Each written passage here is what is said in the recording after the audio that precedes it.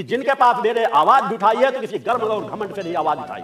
आवाज इसलिए उठाई है कि कहीं न कहीं उन सनातन धर्मियों को जिनके पास सामर्थ्य है, जो बड़े बड़े मठों बैठे हैं, जिनके पास तप त्याग पुरुषार्थ और परोपकार की क्षमता है, उसे निखर करके सामने आना चाहिए, आवाज उठाना चाहिए धर्म रक्षा के लिए, राष्ट्र रक्षा के लिए, मानवता की रक्षा के लिए। और जो ढोंग पाखंड फैला हुआ है इसको कहीं न कहीं जड़ से समाप्त करने के लिए कार्य करना चाहिए। सनातन धर्म में आज जातीयता छुआछूत के नाम पे पूरे समाज को खंड खंड करते चले जा रहे हो। कोई अछूत हो हमें छुए ना। कैसे ब्राह्मण हो? ब्राह्मण वह होता है जिसको सबको अपने हृदय में धारण कर लेता है। उनका पैसा तुम्हें प्रिय लगता है, उन्हें दान दे दे तो उठा करके अपनी जेब में रख लोगे। उनके छुए हुए पैसे तुम्हें बुरे नहीं लगते, मगर उनका छू लेना तुम्हें बुरा लगता है। उनकी दक्षिणा में वो कुछ भी दे दे, वह सब कुछ तुम्हें स्वीकार है, सब कुछ प्रिय है, मगर वह एक अछूत है, वह इसलिए कि उनके साथ तुम हीन भावना रखते हो। समाज को खंड खंड करके रख दिया है। कोई आवाज नहीं उठाना चाहता। हमारे सम्मानित शंकराचार्य भी आवाज नहीं उठाना चाहते। बड़े बड़े मठों में बैठे हुए मठ के प्रमुख आवाज नहीं उठाना चाहते, इसलिए कि तुम जैसे लोगों से गालियां कौन सुनेगा, अपमानित कौन होगा। कि आवाज उठाई जाएगी तो सैकड़ों गालियों का सामना करना पड़ेगा। मैं इसकी परवाह नहीं करता। मैं जानता हूं मैंने जिस पद का चयन किया है, जहां एक तरफ मेरा तप त्याग पुरुषार्थ परोपकार का कार्य है, जहां एकांत साधनाओं के लक्ष्य हैं, वहीं पर अनीति अन्याय अधर्म के खिलाफ भी मुखर होकर के आवाज उठाता हूं। मेरी आवाज को बंद करने की तुम जैसे लोगों की ताकत नहीं। हाँ, चुनौती देता हूं, तुम्हें 11 दिन का समय देता हूं। कर सको, प्रमाणित कर सको तो 1 करोड़ रुपए का इनाम दूंगा। अपने आप को लगा लो, तुमसे जुड़ा हुआ जो मीडिया है उसको लगा लो, तुमसे जुड़े हुए लगे भगवे जितने जुग कह रहे हो हमारे पीठ चल रहे हैं, सब त्रिकालज्ञ हैं, उन सबको एक साथ इकट्ठा कर लो और तलाश करके प्रमाण करके लेकर के आ जाओ कि रामखिलावन शुक्ला की हत्या मैंने की थी, मलवा थाने में मेरे खिलाफ चोरी का मुकदमा दर्ज है, या व्यवहारी में कोई ऐसा मुकदमा दर्ज है, कोई भी FIR दर्ज होगी उसकी कॉपी ला करके दिखा देना। मैंने कहा उसी दिन से मैं समाज का त्याग कर दूंगा, समाज में आध्यात्मिक जीवन नहीं जीऊंगा। गलत अफवाहें पैदा करने की कोशिश मत करो। अपने आप को त्रिकालज्ञ करते हो, बड़ी तुमको वैभव मिल गया था, पवन देव ने तुम्हारी मदद कर दी, ईश देव ने मदद कर दी, बजरंगबली ने मदद कर दी। बजरंगबली तुम्हारे गुलाम नहीं, अरे उन्हीं पवन देव ने, बजरंगबली ने तो तुम्हारे गले में फंदा डाल दिया है कि तुमने जो कुछ कह दिया है उसकी तुम भरपाई नहीं कर सकोगे। 11 दिन के अंदर समय देता हूं, 11 दिन के अंदर माफी मांग लो, गलती मान लो जो तुमने मेरी बहन के लिए अपशब्दों का उपयोग किया है। अन्यथा 11 दिन के बाद मैं निश्चित है सामान्य बातों पर कभी इस बात नहीं करता। 11 दिन के बाद तुम्हारे खिलाफ निश्चित है कोर्ट में अवमानना का जो भी तुमने कुछ किया है, मानहानि का दावा भी दायर होगा और आपराधिक मुकदमा भी दायर होगा। फिर मुझे मत कहना, अपराध करोगे आवाज उठाई जाएगी। तुम्हारी मेरे तक बात होती तो मुझे 100 गालियां देते रहते, मैं सुनता रहता, तुम्हें जवाब देता रहता हूं। वैसे मुझे जवाब देने की जरूरत नहीं, मेरे शिष्य इतने पात्र हैं, सामर्थ्यवान हैं कि तुम उन्हें गालियां दोगे तो गालियों का जवाब किस तरह देना वो जानते हैं। मुझे किसी को उकसाने की जरूरत नहीं पड़ती। तुम मेरे शिष्यों कहते हो कि जैसा गुरु होगा वैसे शिष्य होंगे। मेरे द्वारा तो कभी गालियां नहीं दी गई, मेरे द्वारा तो शिष्यों को गालियां नहीं दी जाती। हाँ, मेरी चेतनात्मक आवाज जरूर होती है, निर्भीक निडर आवाज जरूर होती है, सत्य की आवाज जरूर होती है। उसे दुनिया की कोई ताकत नहीं रोक पाएगी। उस सत्य की आवाज उठती रहे और उठती रहेगी। मेरे सभी शिष्य मर्यादित हैं, मर्यादाओं में जीवन जीते हैं। जिसके 20 लाख के लगभग शिष्य हो दीक्षा प्राप्त, 1 लाख से अधिक जीवनदारी शिष्य हो, आज तक कोई नहीं कह सकता कहीं भी किसी सांप्रदायिकता में, कहीं पर भी किसी तोड़ फोड़ में मेरे संगठन के सदस्य सम्मिलित रहे। व्यक्तिगत क्षेत्रों में किसी छोटे मोटे विवाद हुए हो, वो अपने उनके विवाद हो सकते हैं। सैकड़ों फर्जी एप्लीकेशन बना बना करके आवाज उठाकर मुझे बदनाम कर पाओगे? असत्य का सहारा लेकर के तो ये समाज निर्णय करेगा या वो धर्म प्रमुख निर्णय करें कि काल नेमी कौन है? यह निर्णय समाज करेगा। अन्यथा मेरा संगठन शांत नहीं बैठेगा, मुखर होकर के आवाज उठाएगा। तुम्हें 10-11 दिन का मौका देता हूं। जिन राशि चैनलों में जाकर के तुमने निरर्थक फलाप किया है, गलत जानकारी दी है, जो प्रकाशित हुआ था, किसी समय कुछ लोगों ने प्रयास किया था इसी आश्रम को बदनाम करने के लिए, उनके खिलाफ कानूनी प्रक्रिया कोर्ट में चल रही है। उस कानूनी प्रक्रिया में वो खुद चक्कर काट रहे हैं और तुम्हें भी चक्कर काटना हो तो मुखर होकर आवाज उठाओ। मेरे शिष्य इस तरह के तुम लोगों की काल, चूंकि मेरे शिष्य मेरे हृदय में वास करते हैं, मेरे शिष्य मेरे बारे में पग पग की जानकारी रखते हैं। मेरे जीवन का कोई भी पक्ष खुला नहीं, खुला जीवन जीता हूं। उत्तर प्रदेश में मेरा जन्म हुआ है, खुला खेल फरुखाबादी खेलता हूं, इतना ध्यान रखना। अखाड़े के बीच में खड़ा होकर के आवाज उठाता हूं, किसी से छिप करके नहीं, किसी के कंधे में बंदूक रख करके नहीं। उत्तर प्रदेश के फतेहपुर जिले में मेरा जन्म हुआ है, भद्रवास ग्राम में मेरा जन्म हुआ है। 19-20 तारीख को भदवा में रहूंगा। आना हो तो देख लेना कि भदवा के लोग किस तरह मुझे स्नेह देते हैं, किस तरह मुझे प्रेम देते हैं। वहां पर भी मैंने एक धर्मशाला निःशुल्क बनवा रखी है। तुम तो अपने आश्रम के अंदर लोगों से किराया लेते हो रहने का, शेड में भी कोई रहते हैं उनसे भी किराया वसूल करते हो। वहां पर भी मैंने निःशुल्क धर्मशाला बना रखी है। आश्रम में मेरे तो यहाँ कोई किसी प्रकार का शुल्क है ही नहीं। जिस तरह का तुम जीवन जीते हो, मेरे जीवन तुम्हारे जीवन में आकाश पाताल का अंतर है। कौन क्या है इसका समाज निर्णय करे। तुम लोग क्या कर रहे हो, किस प्रकार का जीवन जी रहे हो। आज तुम्ही जैसे लोगों ने अनास्था समाज में पैदा कर दी, लोगों के अंदर डर पैदा कर देना, मर जाओगे, ये हो जाएगा, तुम्हें काला जिन्न लगा, तुम्हें बुरा जिन्न लगा है, किसी ने तुम्हें चौकी बैठा रखी है। इसी भ्रमजाल में लोगों को उलझाते रहो तो बेचारा डर जाता है। आम व्यक्ति करेगा तो क्या ना करेगा। हर बात में लिख देना कि ऐसा नहीं होगा तो मैं गद्दी छोड़ दूंगा, ऐसा नहीं होगा तो गद्दी, इस तरह के सैकड़ों प्रमाण रखे। अगर अपनी बात के पक्के हो तो गद्दी छोड़ करके दिखाओ। मेरे द्वारा जितनी बातें रखी गई है, विश्व अध्यात्म जगत को जिस चीज की चुनौती रखी गई, कई मंचों से कह चुका हूं, पहले भी कह चुका हूं, बार बार उसे करने की जरूरत नहीं है। अगर तुमने कहा है कि उसके बारे में विस्तार से बता दूंगा, पहले भी बता चुका हूं, विस्तार से उसके बारे में बता दूंगा। मेरा जो उसको समझो पहले कि मेरे चिंतन क्या है, मेरी विचारधारा क्या है, मैंने किस लिए साधनात्मक तब्बल की चुनौती दी है, और जिस साधनात्मक तब्बल की चुनौती दी है उसके आसपास तुम नहीं भटकते हो। तुम्हारे अंदर वो पात्रता ही नहीं। तुमने कहा मैं ऐसी लकीर खींच दूंगा, कोई उसको क्राफ्ट नहीं किया जा सकता। मैं तुम्हारे धाम में अपने शिष्य भेज दूंगा, जो लकीर खींच रहा हो खींच दो। जिस शिष्य को कहोगे वो शिष्य सामने खड़ा होकर के तुम्हारी जैसे खींची हुई लकीरों को 100 बार पार कर जाएगा। धोख फाकड़ मत फैलाओ। एक भूत सिद्ध नहीं है और बजरंगबली कृपा कर रहे हैं। बजरंगबली तुम्हारे सर में हमेशा खड़े रहते हैं, बार बार वो तुमको बताते रहते हैं क्या करना है क्या नहीं करना। और तुम जैसे लोग जो नारी का सम्मान भी न कर सके, नारी का सम्मान भी न रख सके, ब्रह्मचर्य क्या होता है, चेतनात्मक क्या क्या होती है, त्याग तप त्याग पुरुषार्थ क्या होता है, जिसे स्वामी सच्चिदानंद के बारे में न मालूम हो, इसी से समझ में आ जाता है कि तुम्हारे अंदर की अंतरात्मा की गहराई क्या है। मेरा व्यक्तिगत जीवन क्या है, मैंने समाज के सभी वर्गों के एक साथ लेकर चला, कोई जातिता नहीं, कोई छुआछूत नहीं, चूंकि मैं ब्राह्मणत्व का जीवन जीता हूं। ब्राह्मण वह है जो सबको अपना सके, कभी ये भेदभाव समाज में नहीं रखा गया है। जातिता छुआछूत टुकड़े टुकड़ों में बांट दिया गया। अनेकों बार इन बिंदुओं पर मेरे द्वारा आवाज उठाई जा चुकी है। अगर जरा सा सचेत होते तो ये गलतियां न कर रहे होते। तुमने कितनी गलतियां की है तुमको एहसास ही नहीं। तुम्हारे पास पात्रता नाम की एक भी चीज नहीं गुरुशरण शर्मा। तुम ढोंग और पैखंड फैलाना बंद कर दो। तुम्हें मैं एक नहीं अनेकों मौका अगर मुझसे पूछना चाहते हो समझौते की बात, तो मैंने कहा कि मैं कमरे में बैठकर समझौता नहीं करता हूं, खुले मंच से आकर के कह रहा हूं सुधार कर लो। जो गलतियां कर रहे हो मुझे कोई आपत्ति नहीं है। वाणी पे अपने लगाम दे दोगे मुझे कोई आपत्ति नहीं है। वाणी खुला रखो, मैं चाहता हूं तुम खुल करके बोलो। गलत बोलोगे जवाब मिलेगा, सही बोलोगे तो तुम हमेशा यहां के प्रति नतमस्तक होगे। क्योंकि सत्यता की आवाज अगर बोलने की तुम्हारे अंदर क्षमता होगी, यहां के बारे में कुछ भी देख सकोगे, तो मेरी यात्रा खुली है। इस यात्रा में आने वाले ये वह स्थान है जहां साधु संत सन्यासी साधक भी आकर के साधनात्मक क्रम का मुझसे मार्गदर्शन प्राप्त करते हैं। भेजना किसी शिष्य को भेज करके कुछ समय अपने यहां रोक, मगर शिष्य नाम की चीज तुम्हारे पास है क्या? तुम तो व्यवसायिक क्रम से रिश्ते से लोगों को जुड़े हुए हो, कुछ लोगों को पैसा देकर के वहां पर रोके हुए हो जो व्यवस्था को देखते हैं। तुमने किसी को शिष्यत्व के क्रम से रिश्ते से किस प्रकार जोड़ पाओगे जब हर क्रम तुम्हारा पैसे के रिश्ते जुड़ा? पैसे के रिश्ते के लिए कार्यक्रम मंचों से बड़ी ढिठाई से कहते हो, बड़ी बेशर्मी से इस चीज को कहते हो, और अपने आप को मैं ये कर दूंगा, मैं वो कर दूंगा, 1 मिनट के अंदर ऐसा कर दूंगा, उसे नष्ट कर दूंगा, उसे ऐसा स्थिति कर दूंगा। जरा अपनी बातों के एक बार नहीं 10 बार बैठ के सोचना। और तुम्हारे जो सलाहकार है वो भी तुमको सलाह देते होंगे कि इस तरह की भाषा बोलना बंद कर दो, मगर तुम कभी मानोगे नहीं। मैं जानता हूं कि तुम जैसे ढीठ लोग होते हैं, तुम जैसे लोगों को जिस तरह कहा जाता है ना कि अगर के एक हिंसक फंस के किसी जीव की का खून लग जाता है डाढ़ में तो बार बार हिंसा करने जाता है, उसी तरह तुम पैसे के लालच में इतने मदमस्त हो चुके हो कि तुम्हें बस लोगों को किस तरह बेवकूफ बनाकर लोगों से पैसा लूटा जाता रहे। तुम पैसे को लूटे मगर फिर भी कहीं ना कहीं लगाम लगनी प्रारंभ हो चुकी है। लोग आने धीरे धीरे करके कम हो रहे हैं। कहीं ना कहीं वो बार बार यहाँ सैकड़ों लोगों के फोन आते हैं कि हम वहां जा रहे थे मगर हम वहां नहीं जाएंगे। तुम अपने आश्रम में कई चीजों में सुधार करना शुरू कर दिए हो, और सुधार करो, ज्यादा सुधार कर लोगे। अनेकों ऐसी संस्थाएं थी जहां आवाज उठाई जाती थी, उन्होंने सुधार किया, मैंने उसे स्वागत किया जो सुधार किया गया, मगर कम से कम घटिया स्तर की बाड़ी छोड़ दो। घटिया कौन है यह तुम्हें निर्णय करना है कि तुमने अपने मन से अपने कितने अपशब्दों का उपयोग तुमने किया। शिष्यों के लिए भी तुमने गालियां दी। वो शिष्य जो जनसेवा समाज सेवा के कार्य में लगे हैं, केवल सत्य की बात को उठा रहे हैं, उन शिष्यों को भी तुमने ना मालूम कितने अपशब्दों का उपयोग किया। शिष्यों को भी जान से मार देने की, उड़ा देने की तुमने धमकी दी। निर्भीक निडर अगर कोई पत्रकार छोटी भी बात उठाते हैं उनके लिए भी तुम धमकी देते हो।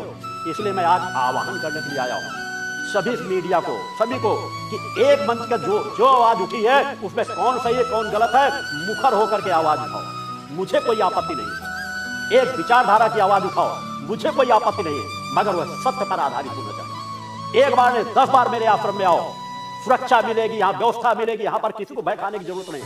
सत्यता की जानकारी लो, अगर कहीं मेरे जीवन में कोई भी आपराधिक एक कार्य भी ऐसा आपको नजर आ जाए तो मुझे मेरे मुंह में आके बता देना, मैं सुनने के लिए तैयार रहता हूं। मैं वैसा नहीं जीवन जीता। मेरे हृदय की कोमलता को तुम जैसे लोग क्या एहसास कर पाएंगे, जिन्होंने अपने हृदय को इतना कठोर बना रखा हो कि बस हृदय की सभी चीजों को बेच रहे हो, और कठोरता की मैंने कहा कल्पना भी नहीं कर पाओगे कि तुम जैसे लोग मेरे मन मस्तिष्क की विचारधारा को अंश मात्र भी परिवर्तित नहीं कर सकते। उठाओ भूषण शर्मा, जितनी आवाज उठा सकते हो, मैं चाहता हूं चीखो, चिल्लाओ, इसके अलावा तुम्हारे पास कोई बड़ा रास्ता नहीं बचेगा। जितना चीख सको चिल्लाओ, जितना अपने कुल में कोई इकट्ठा कर सको इकट्ठा कर सको। मैं सभी को एक साथ चुनौती देता हूं, तुम जितने भूत प्रेत तंत्र मंत्र तुम्हें सिद्ध हो, उन सब का प्रयोग करके देख लो। अगर तुम मुझे बर्बाद कर सकते हो, बर्बाद करके दिखाओ। तुम तो कहते हो 5 दिन के अंदर दुश्मन घुटने टेकेगा, ये ऐसा करेगा। प्रेम आसाई जैसे लोग हैं जो छड़ी के माध्यम से कहते हैं कि हम 1 मिनट के अंदर खून उनका बदल देते हैं, उनका डीएनए बदल देते हैं, उनको लेकर के बड़े बड़े जिन्नों को, पूरे प्रेतात्माओं को हम 1 सेकंड के अंदर भस्म कर देते हैं। सैकड़ों उनके भूत प्रेत जिन्न उनकी सेवा में लगे हुए हैं। तुम जैसे एक नहीं अनेकों लोग, मैंने सभी को चुनौती दी। सैकड़ों लोग हैं, जितने ऐसा तंत्र मंत्र करे, सही मार्ग से कोई पूजा पाठ तंत्र मंत्र भी कर रहा है, मुझे कोई आपत्ति नहीं। मेरा एक जीवन है। तुमने कहा वो पहले तांत्रिक थे या बेकार, मैंने कहा प्रारंभ से मेरा साधनात्मक जीवन रहा है। कोई मुझे किसी रूप से जानता है, कोई किसी रूप से जानता है। शहडोल में जब मैं था, जब भी वहां कम से कम 1 दर्जन तांत्रिक मुझसे टकराए थे, जो बड़े बड़े मुंड डाले रहते थे। चुनौती उन्होंने दी थी, उनकी चुनौती को मैंने वहां स्वीकार किया था और उनको घुटने टेकने पर बाध्य कर दिया था। तब से अनेकों लोग मुझे जानते थे कि ये तो तांत्रिकों की भी तांत्रिक है। मैं प्रारंभ से मां की आराधना कर रहा हूं। तुमने कहा कि वहां पर गए थे श्रीमाली जी के यहां, तुम्हें क्या ज्ञात है ये कैसे त्रिकालज्ञ हो? ब्रजपाल चौहान, जिसे तुम भी परिचित हो गए होगे पिछले 1 सप्ताह से, लगातार यहां से चिंतन जा रहे हैं। उनका श्रीमाली जी का सबसे घनिष्ठ शिष्य था, नजदीकी शिष्य था, घरेलू शिष्य था। उनसे जुड़ा हुआ बच्चा बच्चा उनको जानता है। मैं जब वहां गया था तो वहां पर भी मैंने अपने 2.5 पेज का प्रपत्र लेकर के गया था, और 2.5 पेज के प्रपत्र में उनको मैंने पूरी जानकारी दी। जब मैं गया था, मैं अपने यज्ञों का, अपनी व्यक्तिगत साधनाओं की, अनेकों साधनाओं को पूर्ण करके समाज कल्याण के अपने जीवन को संकल्प कर चुका था। मुझे किसी साधनाओं की जरूरत नहीं थी। और जाके मैंने वहां कहा था कि मैं चाहता हूं कि कुछ ऐसी संस्थाएं, जो संस्थाएं आप लोगों को समाज जुड़े हैं, मैं अपना परिचय नहीं देना चाहता, एकांत साधना करना चाहता हूं। आप अपने इतने कार्यों में बदलाव ले लो और जो मैं कहूं विचारधारा से समाज को जोड़ो और समाज में परिवर्तन डालो। मैं सब कुछ करने की पात्रता मां ने मुझे दे रखी है। और वह प्रमाण मैंने वहां दिखाया कि अगर एक स्थान पर बैठ करके देखना है तो मैं अगर सुबह प्रातः 6 बजे बैठ जाता था तो रात को 11 बजे तक भी साधनाओं में एकांत अपने क्रम में बैठा रहता था। इतना ही नहीं, हस्तरेखा को विशेषज्ञ थे, मैं भी मानता हूं, मगर उनके विशेषज्ञ होने के बाद भी मैंने उससे ज्यादा प्रमुखता से आवाज उठा करके दिखाया कि जिस हस्तरेखा को तुम नजदीक बुला के देखते हो, मैं दूर अगर 50 फीट के दूर भी रख दोगे, मैं उसकी हस्तरेखा बता करके उसके पूरे जीवन को, भविष्य को बता दूंगा। ब्रजपाल चौहान तुमसे कल या परसों मुखातिब होगा सामने इसी चैनल के माध्यम से, उसकी आवाज सुन लेना। चाहे हस्तरेखा की बात रही हो, चाहे किसी चीज के बारे में रही हो। मैंने कहा मेरे लिए कोई काल का चक्र छिपा हुआ नहीं है। मैं स्वयं अपने बारे में जानता हूं, अपना भूत भविष्य वर्तमान क्या है उसके बारे में मुझे ज्ञात है। मैं सभी बातों को जानता हूं। उन चीजों के बारे में भी मैंने वहां जाकर के नहीं, मैंने 3 साल का समय दिया है अलग अलग संस्थाओं में जाकर के उनको बता करके, चाहे गायत्री संस्थान हो, चाहे और संस्थान हो, चाहे प्रमुख लोगों के हो, जहां जहां मुझे लगा कि इन लोगों से समाज जुड़ा है तो शायद अगर ये सही रास्ता दे दे, बता दे, तो मुझे अपना परिचय समाज में न देना पड़े, मैं एकांत साधनाओं में रह करके कार्य कर सकूं। मैंने वहां भी दिया, मुझे तन मन की जरूरत नहीं न कभी पड़ी है। मैं वह यात्रा मेरे बचपन से लेकर के साधनाएं कब से प्रारंभ हुई थी, उन चीजों की जानकारी ले लेना, उन स्थानों की जानकारी लेना। मैं कभी हिमालय पर्वतों की बात नहीं करता, जहां पर साधनाएं की है आज उनके प्रमाण हैं, आज वहां लोग हैं। मैं अपनी पूर्ण साधनाओं को संपन्न करने के बाद, पूर्णता के बाद, लेख है, प्रमाणित है, पत्र पत्रिकाओं में भी है कि मैं कब गया था, किस चीज के लिए गया था, किन किन संस्थाओं में गया था। उन मुखर होकर के उनको आवाज उठाई। उनकी भी श्रीमाली जी की मृत्यु कब, कहां, कब होनी है इसके बारे में ज्ञात कराया था, जिससे वो कहीं ना कहीं विचलित हुए थे और उन्होंने विरोध भी किया था, क्योंकि उनको लगता था ऐसा होगा ही नहीं। चित्रकूट में भी जाकर के जानकारी ले लेना, एक नहीं दर्जनों शिष्य मेरे दीक्षा प्राप्त शिष्य वर्तमान में। उनका जब यज्ञ वहां हो रहा था श्रीमाली जी का, यज्ञ की पहली आहुति पड़ी थी, मैं यज्ञ करता हूं, अग्नि क्या कह रही है, आहुति क्या कह रही है, इसका ज्ञान मुझे होता है।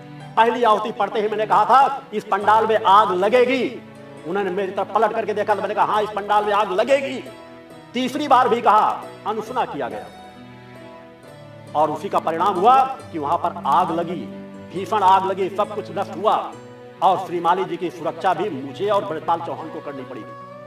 अगर मैं वहां मौजूद न होता, मेरा उत्तर प्रदेश का था, बांदा का ब्रजपाल चौहान था, वहां भी सुरक्षा उनको दी गई। और उसके बाद मैंने कहा कि अगर आप अब भी नहीं रास्ता पकड़ सके तो फिर निश्चित मैं अपना रास्ता अपने तरीके से पकड़ रहा हूं। और वहां से आकर के ब्रजपाल चौहान जैसे लोग पिछले 30 वर्षों से यहां मेरे कार्यों में सेवारत हैं, जीवनदानी शिष्य के रूप में।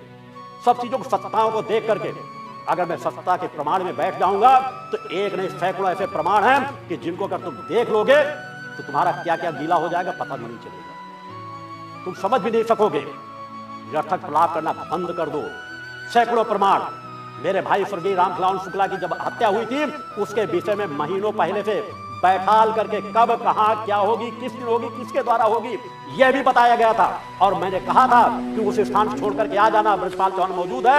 एक दिन पहले भी फोन करके सूचना करवाया गया था, जाकर के उस समय यहां पर कोई संसाधन नहीं थे फोन के, 7 किलोमीटर दूर भेज करके फोन करवा के सूचना बताई गई थी, मगर छल में शायद उनको भ्रमित कर दिया गया था, समझौते का छल किया गया।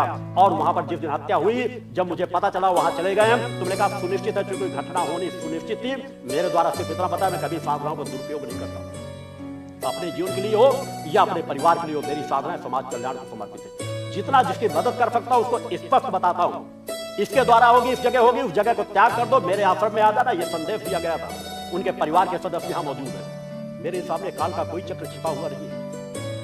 तुम जैसे लोगों को तो मेरा नाम ढूंढने में बहुत समय लग जाता है, मेरे बारे में जानकारी लेने में बहुत समय लग जाता है। और इतनी झूठी जानकारियां, कोई आकर के तुम्हें कोई प्रपत्र दे देगा, इस चीज का कानून बना हुआ है कि किसी चीज की सच्चाई की जानकारी ले लेना चाहिए। और ऐसी पत्रिका जो रजिस्टर्ड भी ना हो, जिसके पहले कोई पत्रिका न प्रकाशित हुई, जिसके बाद भी पत्रिका कोई न प्रकाशित हुई हो, तुमको इतना तो ध्यान रखना चाहिए था कि अगर ऐसा कोई प्रकाशन हुआ होगा तो उसके खिलाफ कानूनी कार्रवाई हुई होगी।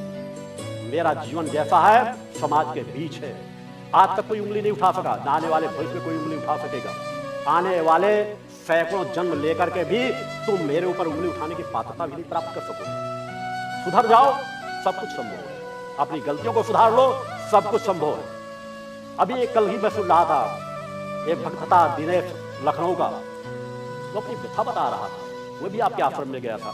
उसने कितनी जानकारियां बताई, कितनी व्यथा रूप में, वो केवल जिज्ञासा देखने गया था। इसी तरह लोग नास्तिक बन जाते हैं, जो आस्तिकता लेके जाते हैं, वह भी श्रद्धा विश्वास लेके गया था। और जो सोच रहा 6-7 हजार रुपए लगते मेरा काम हो जाए, कुछ मैं जानकारी ले लूंगा, और वहां पर जाकर के उसको 50 हजार रुपए खर्च करने पड़े, यहां तक कि दूसरी जगह से उसको पैसे मंगाने पड़ गए। मगर तुम जैसे लोग किसी को इतने लाख दे दो, इतने हजार रुपए दे दो, इतना है वो जो हो जाएगा, और उसका नाम तक भी नहीं बता सके थे, क्योंकि तुम 2-2, 3-3 महीने का समय लेते हो, फिर अपने सिलेक्टेड लोगों को बुलाते हो, उनके बारे में थोड़ी सी जानकारियां बता देते हो।